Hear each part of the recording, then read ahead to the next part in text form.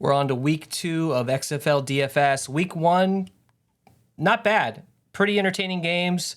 I think we learned a lot when it comes to building lineups, which teams are bad, which teams are good, and more importantly, which players are good and which players are not who we thought they were.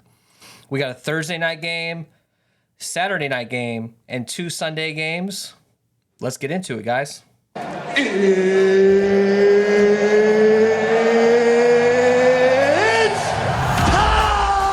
What is up, guys? Welcome to the Edge DFS. My name is Tyson Smith, joined by Ellie Hernandez. Ellie, what's going on with you, man? How was your Week 1 XFL DFS experience? DFS was all right, man. Didn't do too well. I ran into a couple issues, and we'll talk about that when we get to kind of the lineup breakdown. But overall, man, I was pretty impressed with the quality of product. There was some pretty garbage offensive line play you and I were talking about. But outside of that, man, the games were pretty entertaining. I think there's some new rules that I really like, and I think the NFL could implement. Although, like, imagine Patrick Mahomes having the opportunity to convert it 4th and 15 the entire fourth quarter, never get the ball back, right? Yeah, right. But anyways, man, I enjoyed it. I thought it was a lot of fun, and I'm actually pretty stoked for the season. I saw something like we got football like 50 out of 52 weeks this season. Really? For this year. Like with USFL and XFL. I don't know. That's pretty awesome. True. I'm excited about that for sure. So let's look actually at this winning lineup for week 1. This is in the big contest. This dude solo shipped 100K. And when you look at this lineup, I mean, it's easy to say, oh yeah, I could have came up with that lineup, but it's not the craziest lineup that we've seen. It's pretty straightforward. You got a 3 stack here with no run back. You got Brandon Silvers with Max Borgi. And then with Burnett, you got Jeff Badette, Sal Cannella, Josh Gordon, and then the Renegades defense. This is a nice lineup. I wish, I'm surprised that this lineup didn't end up in my group of lineups. But hey, I think it's interesting. What are your thoughts here, man? We were really trying to figure out what kind of stacks would work and whether or not we should do a run back or not in the game, like do a 2 stack, do a 3 stack. Now this, obviously I'm not going to just build my lineups in the future based on this one result. This is a 3-0. But what are your thoughts on this, man? What jumps out to you here? Well, the first thing I want to point out is just like the benefit of stacking in general, right? You got your quarterback and you got 2 targets. If this game hits the total, then odds are you're going to accumulate a bunch of points, and you're not necessarily guessing the other positions, right? You're going with Silvers, and then you're limiting down to kind of what that means from there. And then, going with Max Borgi, the running back, to be a part of that 3 stack also doesn't make it too crazy, right? You're not going Silvers wide receiver, and a game projected for or a team total of 21 points. You're getting pretty diverse here. Now, the one thing that they did differently that I don't know if I would have gotten to is look, the Renegades defense was the optimal defense. You had to have them. They were 4,800. I didn't pay up. I just don't pay for 4,800 defenses when there's $3,000 defense on the slate. And that, that kind of cost me some points there. Salary did not matter on Sunday because of all the mispricings and the value that was there. Like what is it, Jeff Badette? I mean, what was he, like 4,800 and 5% owned? I think we were talking about him a little bit on the show last week. But salary didn't matter here, so paying up for that Renegades defense was kind of essential. But look, man, it's fairly intuitive. You got the 3-0, and you got essentially a 1-1. There's a lot of correlation in this lineup, so you don't have to overthink and try and randomly choose the highest scorer from each game. Yeah, it's interesting what you said about the defenses, because I made sure to allow, since look, it's only a 4-game slate. This isn't like a giant NFL slate where you would never play a wide receiver against your defense. There's just no reason to. There's so many other options out there. But on a 4-game slate, I made sure to, limit my defense against the position to 1. So I allowed at least 1 player potentially to pop in there. And I think that's probably pretty smart in the future. I think the way to go from here, at least this week, is I'm not going to set as many rules. Like, I'm going to try to get specific with my builds when I'm building my stacks and my groups, but I'm not going to like I maxed out how many players I wanted per game. And sometimes, because I didn't want as many run backs. Now, maybe that's probably pretty smart sometimes, but I just don't think I'm going to try to set as many rules this time around, because there's so many weird things that can happen. All right, so what else jumped out to you, dude? Like, we got to talk about this because to me, the running backs, like, we were a little higher on the running backs because I felt week 1 with only 5 weeks of practice, the best way to establish some dominance in these games, or at least get the flow of the game going and get some of the nerves off, is just hand the ball off to your running back a couple times and maybe focus more on getting that run game going. A lot of these teams did not do that. And one thing that really jumped out to me is how bad these offensive lines were. You saw just on, there wasn't a whole, you got Kalen Ballage with quite a few carries. He had 24 carries. He looked great.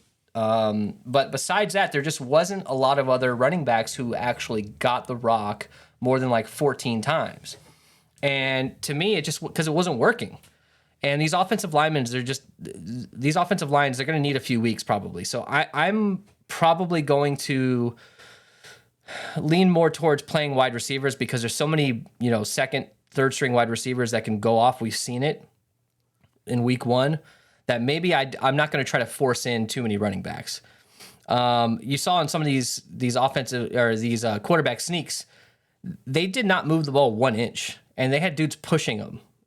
So to me, until this offensive line kind of figures out the run game a little bit more, I'm going to be like targeting more pass catching PPR running backs like Borgie and guys like that. So what jumped out to you? Did you see the same thing I'm seeing, man? Because, Abram Smith was probably, like, to me, one of the safest picks on the slate because of that run offense that they had there in DC, and he didn't do shit, which absolutely killed me. Yeah, man. Look, I'm going to be honest with you. I thought all the teams were going to come out a little bit more conservative than what we saw them. Running some of these pass concepts can be a lot in 5 weeks of practice. Like I thought it was a little bit crazy. What did Ben DiNucci end up with? Something like 54 pass attempts. So yeah, if that's going to continue to be the case, man, we really just can't devalue what PPR is. And 10 carries for 90 yards it's a cool stat line, but 5 receptions for 60 yards is still more points. So look, man, I like the running backs. I don't mind playing it safe, but I'm going to continue to prioritize anybody who's getting involved in the pass game. We saw that Borgie, Ballage could be like, I don't know, this league's Derrick Henry, where he's just getting fed so much that he's about a worthy play. Yeah. I mean, 24 carries is over twice as many than any other back got. Yeah. So yeah. like that's another name that I'll keep an eye on because I might play him. But I'm just not going. You're not going to see me running three running back builds or whatever the maximum is. I'll have the minimum of 1, and then I'll sometimes sprinkle in a second from here on out, most likely. And Borgie feels like he's actually game planned in to catch balls out of the backfield. Some of these other guys just kind of like as a third or fourth check down sort of ended up getting 3 or 4 receptions or a couple targets. Like Ballage, he did get a couple targets out of the backfield, but his main, workload came in the run game. So a guy like Borgie, I from here on out, until I see otherwise, he's going to be probably my top targeted running back going forward. All right, let's look at now week 2. Let's jump ahead. Let's leave the past in the past, and let's look at what we got going on here. So if you guys want a copy of this, I'll be updating it as the lines change and as some projections change. You can jump into our Discord there. You could scan that on up here on the left side of the screen, or click down below in the description and jump into the Discord. I'll have this available. You can just download it. It's free, no worries. But this is just kind of an overview. It's just a quick cheat sheet to kind of see, until we kind of get familiar with these names. If you're just kind of playing casually, this might not come as naturally to you. But just looking at these stacks and some of the stack prices, it's kind of easy to kind of get a bird's eye view of the slate. So let's just start. Let's start with this Thursday game. The interesting thing here is, so the St. Louis Battlehawks travel to Seattle against the Sea Dragons and Ben DiNucci. Clearly a pretty good offense. They lost that game against DC because DiNucci threw a pick 6, and then he also fumbled from like the 1 or 2 yard line. he kind of cost him the game, but at the same time, he had a good game. He looked, to me, the most comfortable, maybe besides Brandon Silvers, going up against a bad defense. But, the Sea Dragons looked pretty good. They probably should have won that game. But here's the big thing here. They played on Sunday night, and now they're being forced to come out and play on Thursday night. And same with St. Louis. St. Louis played on Sunday, Sunday at 3 p.m. Finished their game up at 6 or 7. So both of these teams are not working with a ton of turnaround. And the thing is they had to travel back into Arlington, and then they got to fly back out again. So there's a lot of wear and tear on both of these teams, but more specifically the Sea Dragons getting done with that game late. They're favored on the money line. It's minus 135 for the Sea Dragons, a 2.5 point spread, and this is a 37.5 point total. It's actually one of the lower totals, which is kind of surprising because the Vipers also have, the Vipers and Defenders have a lower total as well. So what jumps out to you here about this first game? Like, I feel like this first game is going to be pretty heavily owned, considering you got the Ben DiNucci, you got Gordon, you got Pearson, and this stack is probably going to be pretty popular.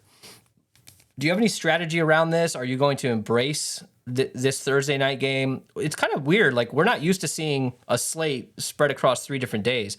I thought for sure they were going to do like a Thursday showdown, like maybe like a 20K up top, like a decent showdown slate, and then do like a 3-game slate. But so what are your thoughts here, man? Like, I'm kind of interested. So, first thing, I'm glad you brought up the showdown. So, just for our audience here, we may or may not do showdown. Depends on what the contests look like. Right now, the contests don't look great, so we figured we'd go ahead and get a main slate show out. If that improves, it doesn't look like it's going to, then we'll look at doing some showdown content for XFL. But look, man. So I think you hit the nail on the head here. This game is probably going to be one of the more high-owned games. We just talked about it. Ben DiNucci had an insane amount of pass attempts. If they continue that up, even if I don't know if they're going to get 50s, but if they get to 35, 40 mark, that's still going to be higher than a lot of other teams. So you're going to want to get volume here. And it's still the names that everybody knows. Josh Gordon, I think he had almost 20 fantasy points. So he paid off his price tag, and he was going to be essential for the optimal lineup. So I think he's going to get his ownership. Here, man, I think the way you play this is you probably want to stack this 2-1, 3-1, actually get the run back in this particular one, just because I think we're going to see more pro involvement just with the father-son connection there with the coach and whatnot. But look, I think it's a great stack for a cash build for this. I think the strategy maybe for GPPs, not necessarily fade, but get a 1v1 here, right? Get 8-man and Gordon, get Pearson and Prohl, or whatever you want to do. And maybe not necessarily be as exposed, because I do think you have a point there with Seattle is going to be the only team that they played on the road in Washington, had to fly back to Texas, then they have to fly back to Seattle to have a home game.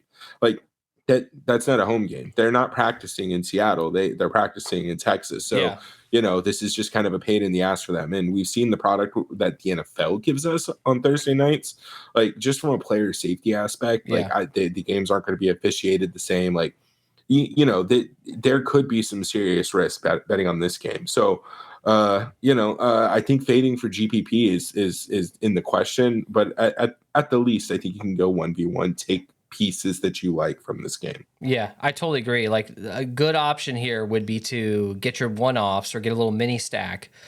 Go with Gordon, go with the high owned guys. It's fine. Like, play Aitman, play Prohl, play some of these one-offs, as a little mini game stack, and then stack your quarterbacks with some of your low-owned wide receivers, and that's how you get some leverage. I think that's probably the way to go.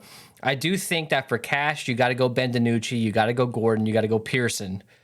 That's just my opinion. I mean, Pearson had 14 targets. The dude absolutely went off. I think he had 12 receptions, 14 targets for 94 yards. Josh Gordon, 9 targets, 6 receptions, a touchdown with 74 yards. look, if they're going to throw the ball, even if they throw the ball 40 times, and Bentanucci threw the ball, what did you say, 50 something? He threw it 54 times. 54. And he had to drive off. They brought in some other quarterback to sort of, I don't know, give him a break, or I don't know what they're trying to do there. But, he could have easily ended up with like 60 attempts. And that's just, to me, I mean, those targets have to go to somebody. So to me, any wide receiver on this team is up for play. And I think on the other side, St. Louis as well can do well. They looked bad that whole game against San Antonio. They looked bad. And that game was terrible up until we got to the end of the game. And that's where I think XFL is pretty exciting, because no team is ever out of it. And there's never a situation where you can't win the game and come back even from a couple scores down. St. Louis came back. They scored 2 quick touchdowns. I think there was like a minute and a half left. They ended up winning that game. Prohl with some big catches. So we're obviously going to get into the breakdown where we talk about each one, each position. So we're not going to get too deep into the players, but I just want to talk about a little bit about this matchup. There's a chance of rain in Seattle. I mean, that's not a surprise. It's Seattle. Just keep an eye on that. I don't know how much that affects things, but these guys aren't like, this isn't the NFL. These guys aren't used to like necessarily playing in the conditions in the city that they play in. All right. So anything else? Go ahead. Like, where are they playing the game? Is it dome? Do we know? I don't know. I honestly don't know. I doubt. I mean, It could be a dome. That is a good question. We'll investigate that, but who freaking knows? All right, so let's move on to this next game. DC Defenders playing against the Vegas Vipers. The potential rain in the forecast. I'm just throwing that out there just to keep an eye on it. But the Vipers are favored minus 135 on the money line. This is basically the exact same as the first game. So in my opinion, look.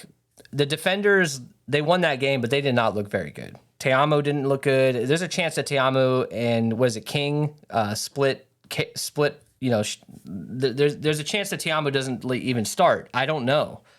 But I'm not super impressed by the Defenders. Abram Smith did not look good as that number 1 pick as a running back. I'm not super interested in. If you look at this pricing here, if you got their two best pass catchers, at least projection wise and target last week wise, this is like the second lowest price stack on the slate for a reason. They just did not look very good. The Vipers, on the other hand, they did look pretty good. Perez threw 3 touchdowns, but hey, he threw 2 pick sixes. At least I'm pretty sure he threw at least 1 pick six. That's not good. That's not good at all. So there's a chance in this game that Brett Hundley can start. I think there really is a chance there. And Brett Hundley is only $7K. And with these wide receivers they have Badette, Martavis Bryant, they have Geronimo Allison. This is a good stack to look at here. So thoughts on this game? Where are you leaning for this game? I don't think I want much of the Defenders, if anything at all. I think if you want to get weird, you might be able to run Ta'amu naked stacks. We saw that he's got the rushing upside. That's probably the only upside that is there right now. Again, things could change. This is week 2. Maybe these coaches are great and makes massive adjustments, but I don't necessarily expect it. And just given the pricing there, I don't think it'd be an interesting way to get unique running him naked. But I like the Vegas Vipers, man. I don't think Perez is going to start. Don't take my word for it. But look, what is it? Brett Hundley, he is the highest paid. He is the highest paid quarterback in the league. Pretty much player, because it is too. Yeah, because all those players, the quarterbacks can negotiate, but those players have like a sort of a set salary. Yeah, he's the highest. I mean, he got into camp late, so that's why he didn't start. And we saw what Perez was all about. But hey, here, let me play this some audio. Cody Main shared this on Twitter, which, by the way, you guys should be following him. You guys should be following quite a few guys. We'll post them down below. But this is the audio from Rod Woodson talking about Perez. He's got to eat that. He has to eat it. He knows that. Eat that play. Throw it in the dirt. The curl, got to throw it outside. Can't throw it back inside. That's just base fundamental football. He doesn't seem too happy about that play, those plays, because they looked pretty good in that game, man. Badette looked good. Martavis Bryant looked pretty good. Geronimo Allison was getting sort of involved. To me, I feel like this is a perfect opportunity for them to plug in Brett Hundley, and there's not a lot of money going around in this league. So if you're paying a dude, you want to see what he's about, right? Yeah, absolutely, man. And look, not to get too ahead of ourselves, but this is one of my kind of favorite stacks. And I don't know if you need to go 3-0 here. I think you're fine doing a 2-0. Even if Perez starts at quarterback, I think he's fine. Again, without the 2 pick-6s, like it's a completely different scenario for him. Even if it's just 2 picks, Yeah. he's probably less in his head. But like he had a great game, and like to be fair, it was against St. Louis, right? St. Louis Battlehawks. McCarron came back and won that shit. But yeah, look, No, right? no. That was Renegades. Damn it, yeah, Renegades. Okay, well, anyways, I'm doing my best to associate the games with the names. So, Yeah, right. see, Yeah. we're practicing with you guys. But look, it's a fine stack, and then we saw how much they wanted to get Bidet involved. So I think you can just run Perez, Bidet, Hundley, Bidet. I think you can get a little bit more creative if Hundley comes in, because I think they're going to expect him to be a little bit more able to spread the ball. Yeah. But yeah, man, it's a good stack. If Hundley comes in, he's 7K. He's a great option. Yeah, look, as Cardinals fans, we know a little bit about Brett Hundley. He started a few games. He looked pretty good, and he actually has a little bit. He's got some legs. He can run the ball as well. All right, so let's move on. That was a Saturday night game. That'll be kind of cool. I think hopefully they have a decent showdown slate for that one as well. This is the Sunday game, so I think this is at 4 p.m. This San Antonio Brahmas going into Orlando. I think I'm going to try to go to that game, actually, because I'm like an hour from Orlando. I think I'm going to buy tickets to that game. I think they're like $25 a pop. So the Brahmas are favored -165 on the money line. It's a 3.5-point spread. This is a 38 total, and I think the reason why it's that high, high in quotation marks, is because Orlando Guardians did not look good. They got spanked by Houston. Their defense did not look great. Paxton Lynch got benched. As we were coming into the season, it kind of looked, just looking at the roster and looking at the coaching experience, it did not look like this team was probably going to have a pretty good year. And it's kind of going to show that. It doesn't seem like Orlando Guardians have a good outlook on this season, and that's the reason why the Brahmas didn't look bad. They ended up losing that game against the Battlehawks. They looked okay. Their defense actually looked pretty decent for most of that game. Cohen, he threw the ball 36 times. He had 207 pass yards and a touchdown. He did throw an interception.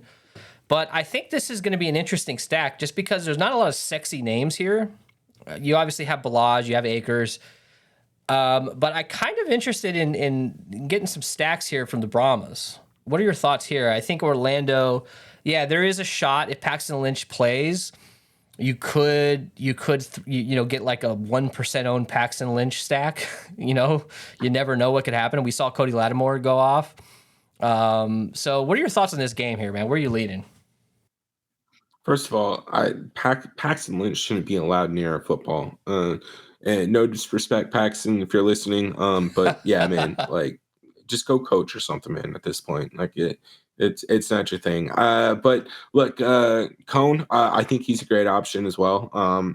I'll be sprinkling in some stacks to him. I think this is a unique team too, where you can go back to that kind of 3-0 stack and not feel too overstacked, right? Because you can get Cone, you can get Balaj, and then grab a pass catcher.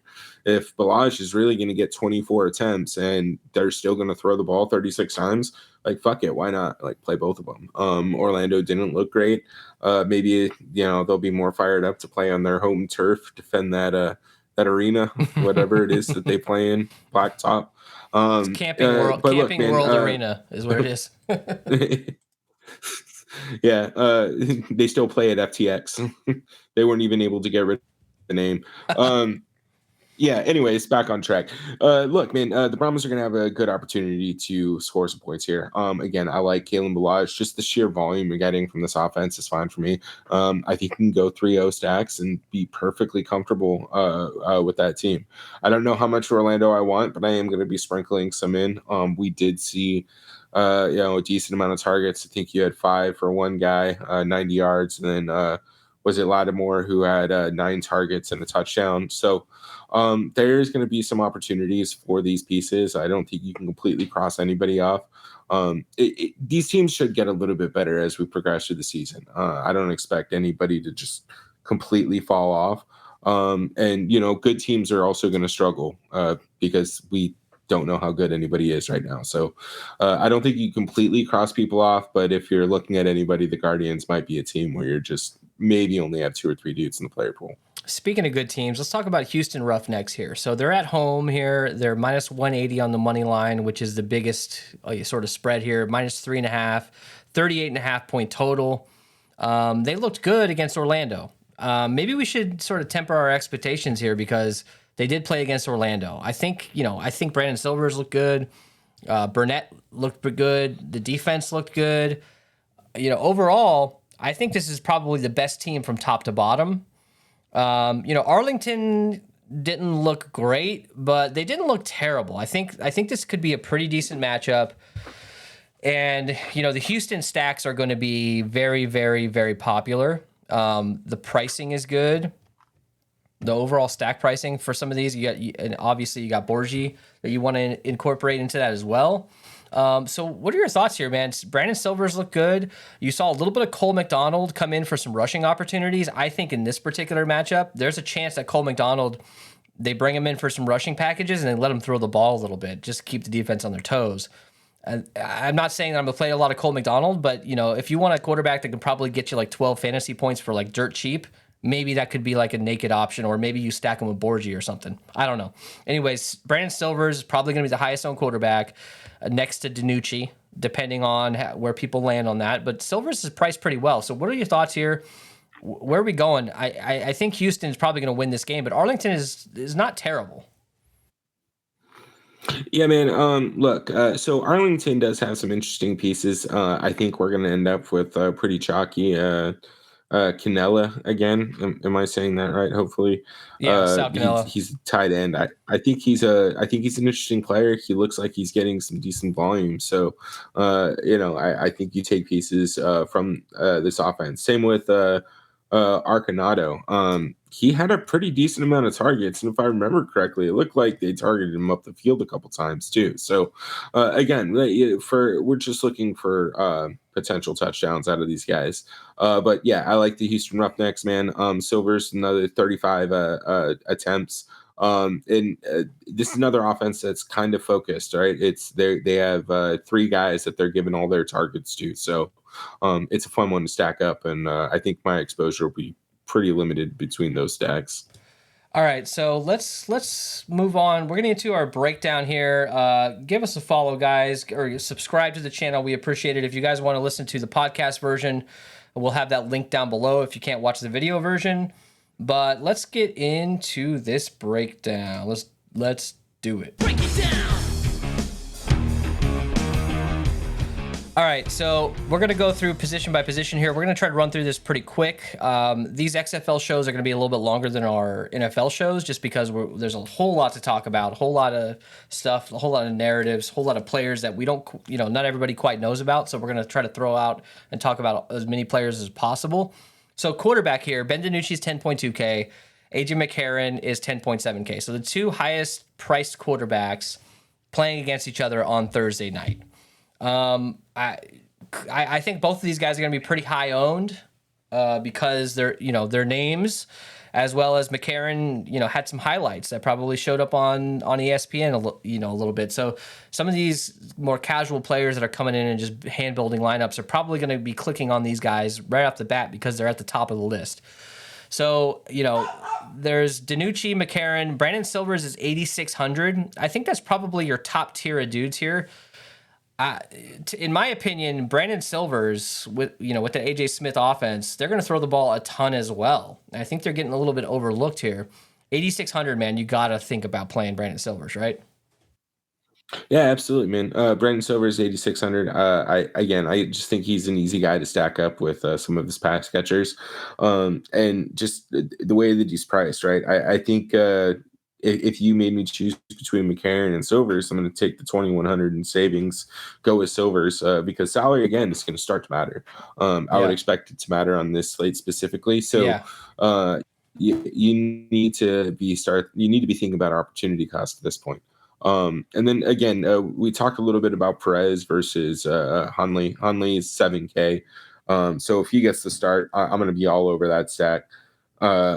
But again, that's something that we're going to obviously need to be paying attention to. I don't know when we'll get that news, but I would expect them to announce it at some point early in the week because he'll be practicing with ones. Yeah. But look, man, what do you think about Jack Cohn, 8,200, man? Like, we were talking about the Brahmas a little bit, but 8,200 is just, again, it's just a really nice price right there, like Brandon Silvers. Yes. Might be a decent pivot off of what probably is going to be a pretty chalky Silvers, right?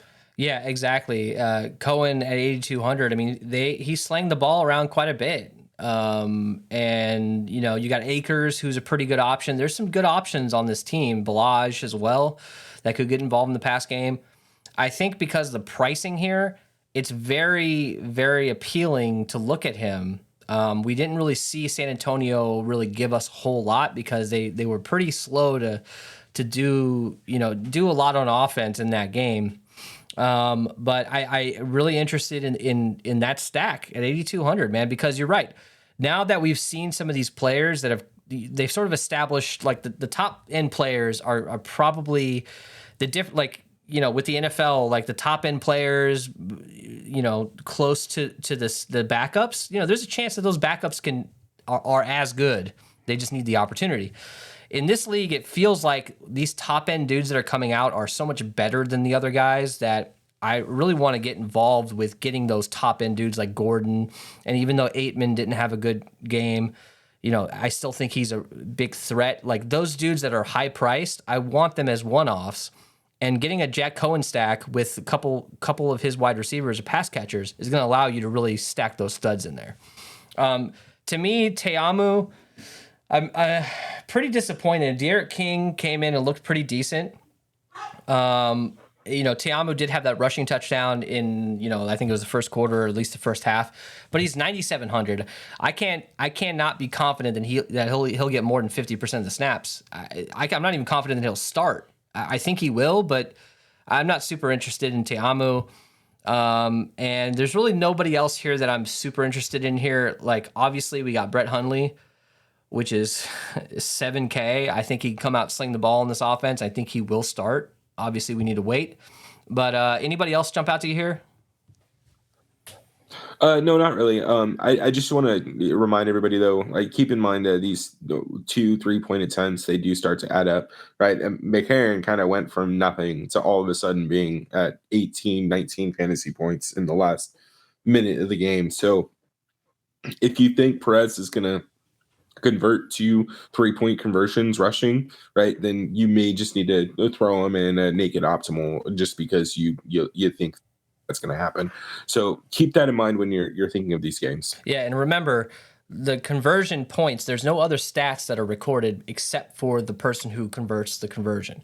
So, if Brandon Silvers throws a 3-point conversion to Borgie, it's 3 points to Borgie, and that's it.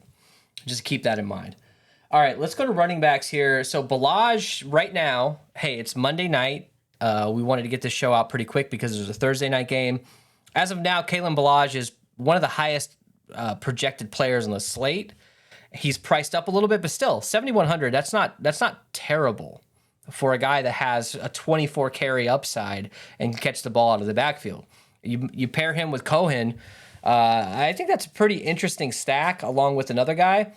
7,100 for Balaj. Davion Smith looked pretty good. He's 5,700. That's a very interesting play. Max Borgie, he's my favorite dude week in, week out, probably at running back because of his pass catching ability, but he still scored a rushing touchdown in that game. So you get like 5 receptions. You don't necessarily need a receiving touchdown from him. He can probably score on the ground. Brian Hill was interesting at 7,300. Jermaine Martin, coming into the season, he was projected really well, but he's on a team that's just not very good. And he's not really getting a lot of work out of the backfield when it comes to targets. Besides that, man, like there's There's some dudes that you could probably look at. Obviously, Abram Smith is way down here now when it comes to projections. He's 8,400. I still think you have to look at him. They're going to get him involved. If they can just get this rush offense working a little bit better and get that offensive line, sort of cohesive, I think Abram Smith is still a pretty good option. I'm a little snake bitten by him, though, so I don't know how heavy I'm going to go on him. Even Raquel Armstead for DC looked pretty good. So what are your thoughts here, man? Like we talked about, I think there's like 4 or 5 guys that you probably want to focus on, and if they're not pass catching dudes, you probably want to limit your exposure to them. Hey, you're muted. Ellie, you're muted. I'll maybe have like 6 or 7 of these guys max in my player pool, but I'll probably keep the core to be Balaj, Devion Smith, Max Borchie, Brian Hill, and Shamin Martin, right? Maybe get a little bit of Rod Smith and some of these other starters sprinkled in, but for the most part, right, there's only one dedicated running back position, and I'm not sure I want to give up 2 flexes to running back anymore. So I think I'm going to be targeting Kalen Balaj just because of his pure volume, and then from there getting a mix of probably Devion Smith and Borchie, and Smith just because he's a 5,700. And I know initially I'm saying I'm going to try and limit my running back exposure here, but if the value is getting 3 of these guys and then maybe playing stud wide receivers, that may be what we have to do. And Balaj and Borgie together to me is a pretty decent upside, 2 running back build in my opinion. Let's move over to wide receivers because this is where we really need to talk about things. So Burnett did well. I want to shout out somebody on our YouTube video in the comments commented about Burnett. And, just based off the projections that I had seen, I just wasn't really thinking much about him in that first show we did.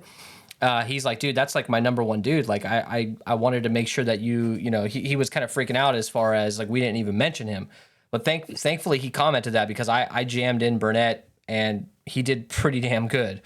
He's 8,500. Him and Silvers together is an incredible stack. Obviously, you got Travell Harris for Houston at 5,900. Absolutely went off as well. But look, the guys we really need to talk about here are from Seattle and Vegas. Seattle, Josh Gordon, 10.1K. He had a pretty good game. If it wasn't for that, sort of Patrick Mahomes, shovel pass into the end zone from the nooch, he probably wouldn't have been optimal. But he still was involved. Ja'Cour Pearson here, 7,300. I don't know why he's not priced up more. Dude had, like I said in the beginning, 14 targets, 12 receptions, 95 yards. No touchdown. Still absolutely crushed. 7,300. That's pretty damn good. Martavis Bryant, I think his ownership is going to come down a little bit. He's 8,200 simply because of the Jeff Badette game. And Jeff Badette's 8,900 this week. I think his ownership will be up. I still like Jeff Badette, obviously, and coming into this season and the show, we'd mentioned him in the past. But Martavis Bryant, if his ownership is low, I like him. If his ownership's high, I don't like him. That's just where I'm landing on him. You got Landon Akers, who looked pretty good. He's 7K for San Antonio. That's a nice stack with Cohen. Eli Rogers for Orlando got involved quite a bit, running around, getting targets. He had 7 targets, only 4 receptions for 40 yards, but he's a guy that can get involved. One guy I want to talk about here is Charleston Rambo. So I'm actually going to bring up a tweet by Cody Main. Follow this guy, obviously. The box score was ugly for Guardians wide receiver Charleston Rambo, but decent underlying usage. Plays 100% of the snaps and ran a route on 100% of the dropbacks, only 16% target share. So obviously he underachieved in that game, but coming into the season, I thought he would probably be the number one dude. He just didn't get involved for whatever reason. Last guy I'll talk about, and I'll let you take over here, is Marcel Aitman for St. Louis. He was one of the studs that I was really interested in getting a lot of. He didn't do anything, he had a 0 up until that last 2 drives of the game there for St. Louis. He's 9,500. So thoughts here, dude. Like obviously, like Austin Prohl is 4,400. That dude's gonna be high owned, and you probably want to get some involvement with him at 4,400, right? Yeah, man. 4,400. I think he's a great option. His dad's the coach, so maybe you get a little bit more of him. And then AJ McCarron, he's a decent quarterback. He played in some big games at college. had about a decade off being a backup in the NFL, but we'll see. The one thing that I do want to point out with St. Louis specifically, though, is they don't have a guy with more than 4 targets on the team. All right, you got 4 for Prohl, 4 for Aitman, Hakeem Butler with 3, Brian Hill 3, Mateo Durant 3, Darius Shepard 2, and then Charlie 2, Mapo, whatever, with 1. So, I think that's a team where you go to for flyers. Like, you're not going to, I don't know if you necessarily want to stack up too much of that team, right? Don't go AJ McCarron and then 2 of those guys because you're limiting yourself. But I think you just got to stick with some of these top heavy, man. Like I want to get these wide receivers with targets, right? Deontay Burnett, he had 12 targets for 90 yards. I want to get him, and if that means I gotta come down and play a 4,400 Prohl to stack up Burnett with Silvers or whatever, then that's what I'm going to be doing. What is it? I mean, look at this. Burnett with 12, Travell Harris had 11, and even Kirkland had 8. You can stack up that team however you want. Houston, you know what I mean? Yeah, and Borgie. You got Borgie options too. There's so many dudes you can play, Yeah, and then Seattle's the other one, right? Like Josh Gordon, if he's another guy, right? Like if he doesn't have that touchdown, he really is only at 13 points, and he's still high priced. If he kind of gets 13 points on this next slate, he's not going to be optimal. Pearson had 14 targets, man. I don't see why you're changing that. If it's working, if Josh Gordon's just getting so much coverage on the field that it's opening up a 95-yard day on 12 receptions, like that's pretty good. You got to keep going to it, man. Kadarius Toney. I think those are Kadarius Toney. He just kind of reminds me of Toney. I don't know why. Yeah. So he's going to be the bane of my existence. I'm going to play a bunch of Pearson, and he's going to get he's going to get injured in the first quarter. Watch. And look, man, I'm gonna keep it real simple here. I'm gonna wrap this up. That's gonna be my core. I know those pretty much wide receivers from two camps, 2 teams, but they're getting insane volume. It's better than having a running back, right? I mean, if you're looking for a safe play, if you know a receiver is going to get 15 targets, fucking play him.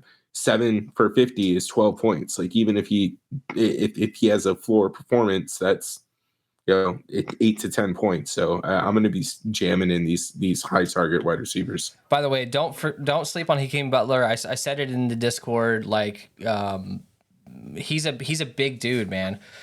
He's a tight end sort of wide receiver hybrid. So there's a chance that he's on the field doing tight end things when they're not necessarily in 3 wide receiver set. So there's a chance that Hakeem Butler gets a lot of snaps. And he showed his ability to go up and catch the ball with coverage. One last thing I want to talk about here for the wide receivers. We kind of all got screwed when it came to DC. We all thought Ezzard, for whatever reason, was the dude. He clearly was not. He's a special teams dude. He's a kickoff return guy. Shit, you put Ezzard we stack Ezzard with the defense, maybe get a little, kickoff return, sort of crazy weird stack.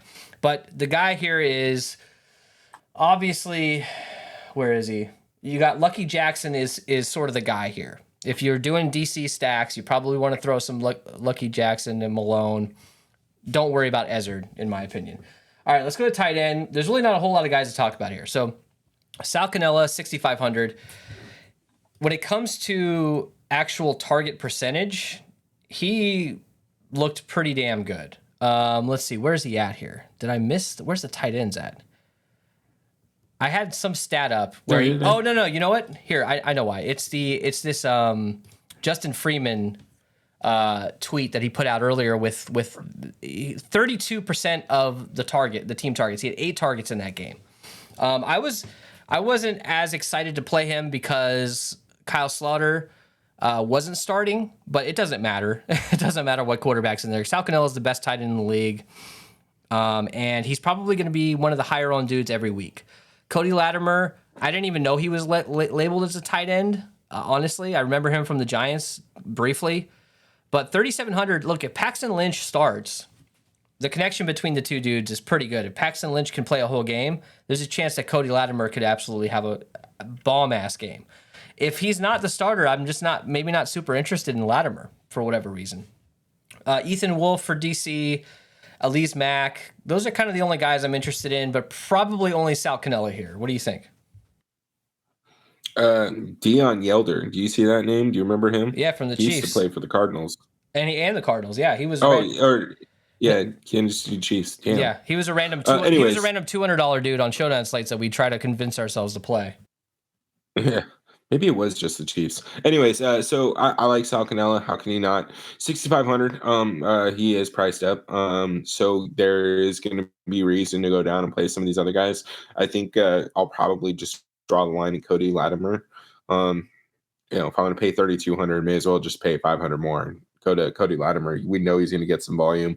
And if he doesn't, 0 at 3,700 really isn't going to kill me. It's 0 at 3,200, 0 at 31. It's all the same, essentially, right? As long as I can get some other value there. But I think these two guys are probably the core tight ends. Maybe even play two. I don't know. You can play two flexes. It might be a weird construction, but Cannella might be kind of an optimal tight end play. Latimer, it's 3,700, might be one of the top value plays. So we'll see what we need to do when we build. But I think those are the only two I'm comfortable with. All right, let's look at defense here. So the Brahmas are going to be probably the most popular. They're at a 4K price tag, so they're not the most expensive, but they're going up against Orlando, which is a good matchup for them. They look pretty good against St. Louis up until that last couple minutes of the fourth quarter. Brahmas are going to be the highest owned. If I'm playing cash, I probably want to try to get some Brahmas in. But I think any of these defenses really can, we saw week one how many sacks happened, how many turnovers, there's a lot of sloppy plays going on. There was 3 interceptions for touchdowns. There was a couple fumble recoveries that almost scored. So to me, I think all these defenses are in play. I'm not going to settle necessarily on one defense that I'm way over the field on. Maybe the Brahmas, because that's kind of an easy play. But even the Battlehawks or even the Sea Dragons, these quarterbacks make mistakes, man. All you need is one pick six to really kind of change the whole narrative of the optimal defense. So what are you looking here, man?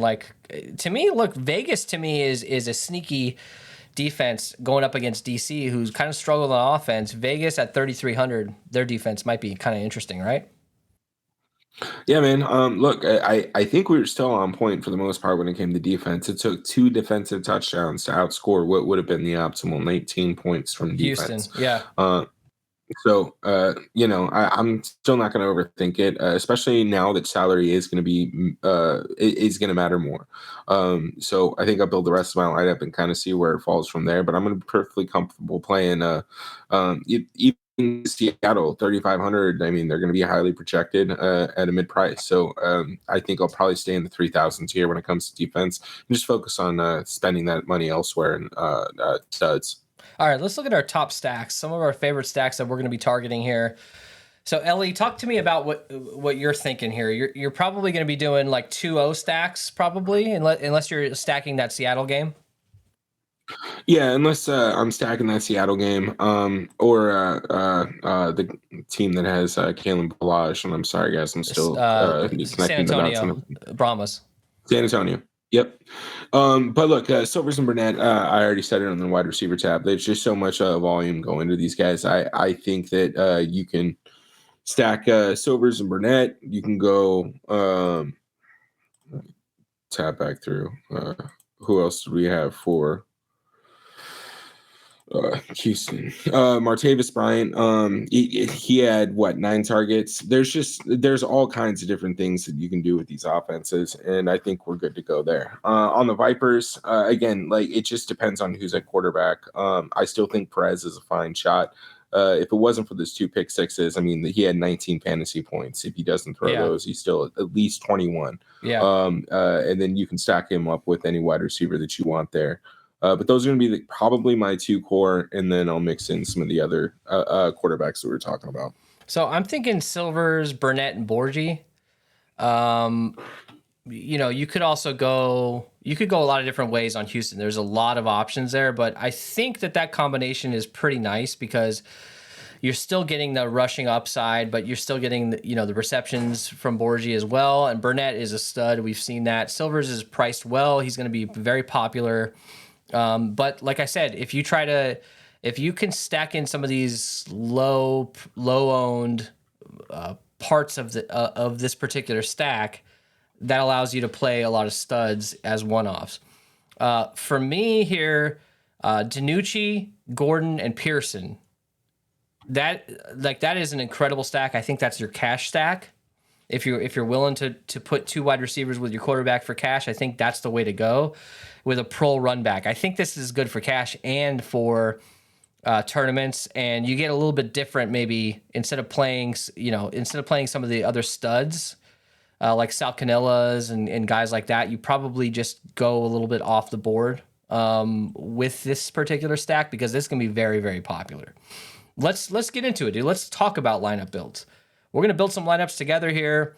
We're also gonna start with our cashy build, sort of a build that you could play in single entries and head-to-heads, that kind of thing. And hey, we appreciate the viewership for week 1. Thank you guys so much for liking the video, for subscribing. We got a good amount of subscribers out of that.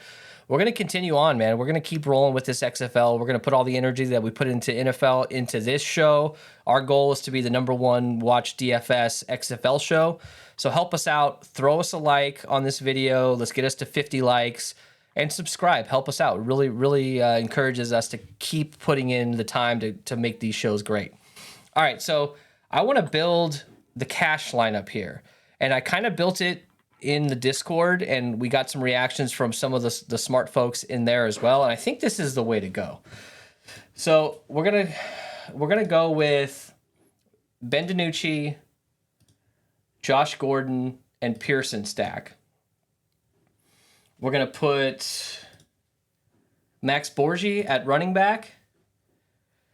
And then I think you go with Sal Canella, and you go with... I went with the Vipers defense, and then that left you with Prohl. Where is Prohl? Let me see if I can find him here. Where are you, Broseph? All right, so Prohl. So we got DiNucci, Borgie, Gordon, Pearson, Canella, Prohl, and Vipers. Now, look, the Vipers defense, the main reason why I'm playing them is just because this is a defense that fit in with this particular build. So if you want to switch off of one of these guys if you want to switch off of Pearson or Gordon, and go with it, if you want to spread yourself out a little bit, because I know we're doing a sort of a game stack for cash, but to me, this feels like a game that could go off, and you're going to get a ton of targets for these Seattle wide receivers.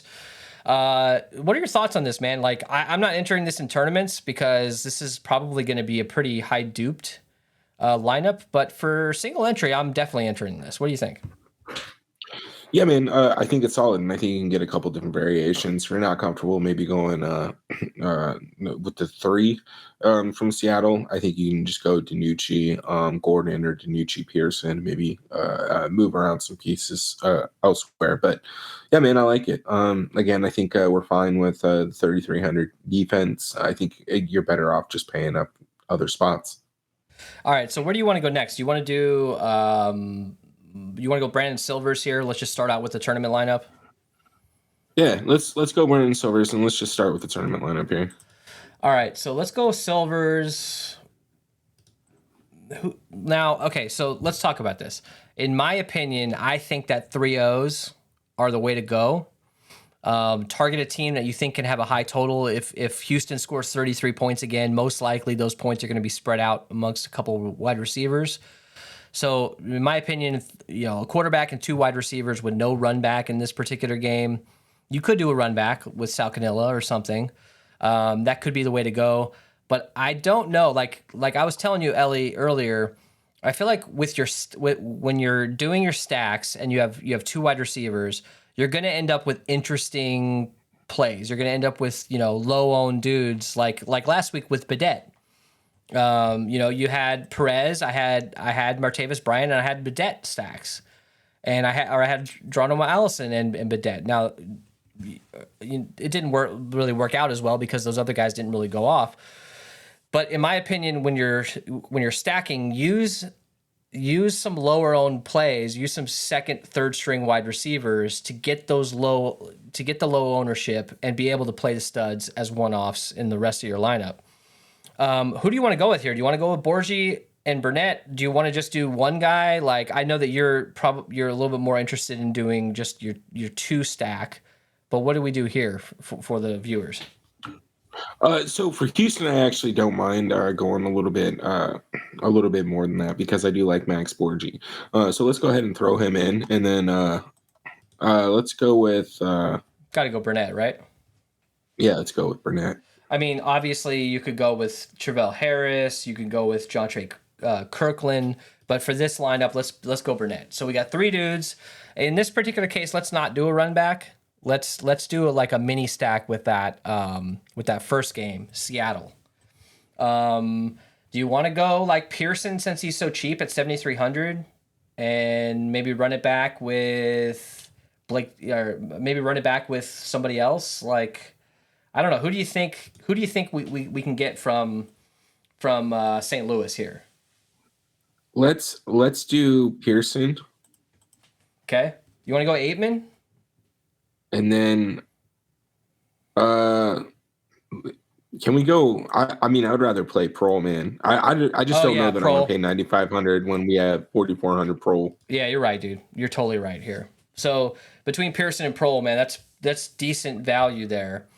What do we got? We got 6,600 a pop. Do you want to pick our defense first, or do you want to find our flex? Throw in the Vegas Vipers. Let's just see where we're at, because I think we're gonna have a decent amount of salary. 9,900. We can do whatever we want here, man. Martavis Bryant, Jeff Badette, anybody. Fill this in with whoever you feel is best.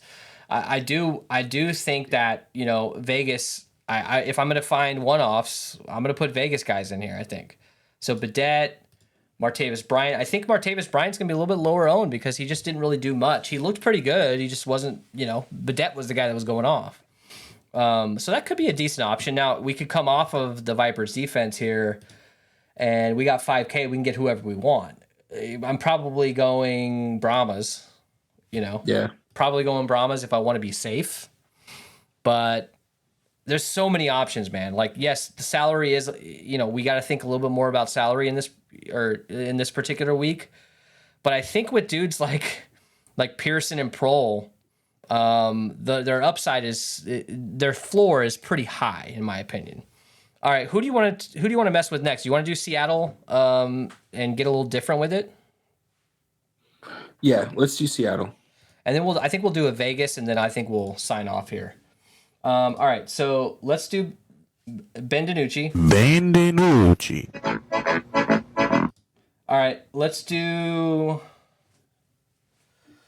Do you want to fade Gordon? Or do you want to play Gordon? Yeah, no, let's fade Gordon. Pearson, and dude, you actually called out Blake Jackson. I don't know if that was just pure luck, but he had a pretty damn good game. You called him out. He was projecting well, and in that first show, I think Pearson Jackson's sort of a setup here as a tournament build. Basically, because we know Ben DiNucci is going to be pretty popular, but nobody's stacking Pearson and Jackson or any of these. There's other options here too that we can mess with. But Pearson, Jackson are these guys that can get you 7-8 targets easy. Where do we go from here? Do we want to do a run back here with St. Louis, or do we want to play a little safer? I don't know, man. I don't mind it. I mean, we do have some pretty solid run back options for St. Louis, don't we? Yeah. No, not really. We have 8 men. Well, I mean, Austin Prohl is just not a terrible run back. I know. Just because he's a salary saver. Prohl is nice, man. I really think so. So because we're not playing Gordon in this lineup, I think Prohl with high ownership most likely is probably the way to go. If we were playing Gordon, maybe we go with a little bit safer of a play on St. Louis. But let's stick with this. So let's look at our running back here. Obviously, we want to play Borgi a lot, but I think we should go with a guy like Balaj in this lineup. You agree? Yeah, I like Balaj. Let's try it. He's a little bit cheaper. Maybe we can get to somebody else here. So in the flex, it looks like we got 7,300. So we could probably get whoever we want in the flex. I know we haven't really looked at Sal Cannella in this lineup yet, but I don't think we need to go down to him. I think there's studs that we can get. We can get Burnett.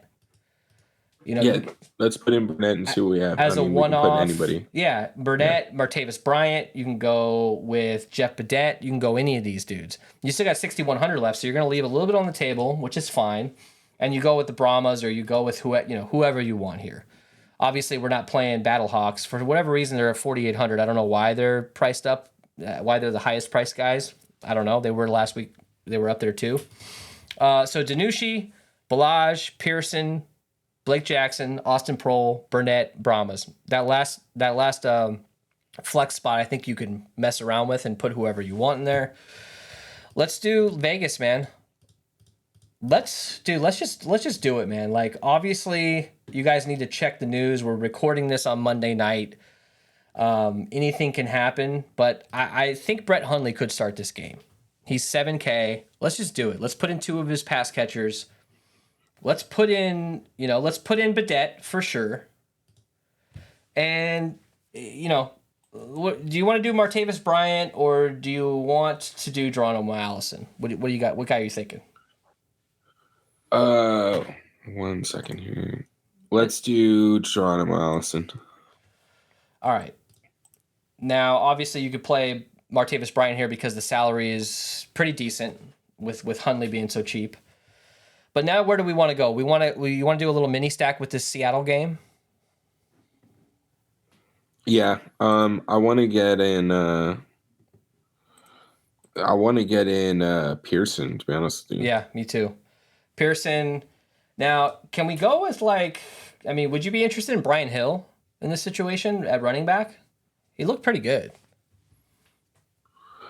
as the run back. Yeah, this is probably going to be the situation when they start to use him a little bit more. Short week. This was a good game script for him. So we got that 1v1. We still got whatever salary we want. Now, you could do Prohl. Obviously, Prohl is the obvious choice here. And if you're playing Badette and Allison, and obviously if Hundley starts, I don't know what his ownership will change to, because we're not going to find out if Hundley's going to start probably until after the slate locks. So I don't know how many people are going to be utilizing late swap. So Hundley still could probably be very low owned. So in this case, you could, instead of Brian Hill, you could just go Prohl because you're not worried about ownership. But for this case, we'll just stick with this. You can get whoever you want here, basically. There's 10.4K left, so we got to save at least 3,200. So you're looking at a 7,200 guy most likely. So we might have to go down a bit. You probably go to Travell Harris, Landon Akers even for San Antonio. That's interesting. Landon Akers. Landon Akers, yeah. I like Travell Harris. That's not terrible either. Yeah, so Akers, Harris. Let's go with Harris here for Houston. And that leaves us with 4,500 for defense. So we go Brahmas. It's not bad. Not bad, dude. What jumped out to you here, man? Like, we only built 3 lineups. It's a little too early in the week to get too heavy with this. Obviously, I'm not building any lineups until Thursday evening, until I see inactives for that Seattle-St. Louis game. But as of now, man, it looks pretty good. And it's so nice to actually have a better idea as to just by watching these games. We can watch every single one of these games. They're all island games. You don't have to go back and watch, a game that happened at Sunday at 1:00 like the NFL and try to watch it yourself.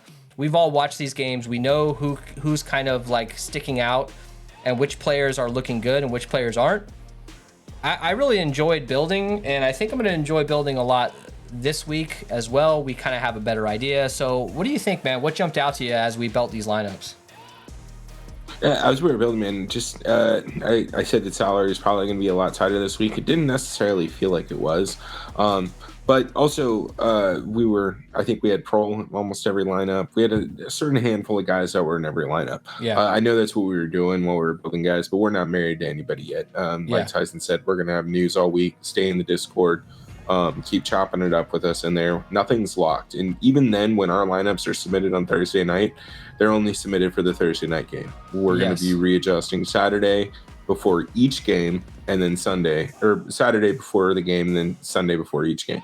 So stay up to the minute with the news and then adjust accordingly. Yeah, join that Discord. We're obviously posting inactives in there as long as the XFL provides that information. I think the Saturday night game, they came out with the inactives like after the game started, which is not ideal. Thankfully, there was no real guys we were waiting on. But the good news is they come out with inactives from the XFL PR account on Twitter. So make sure you're following them.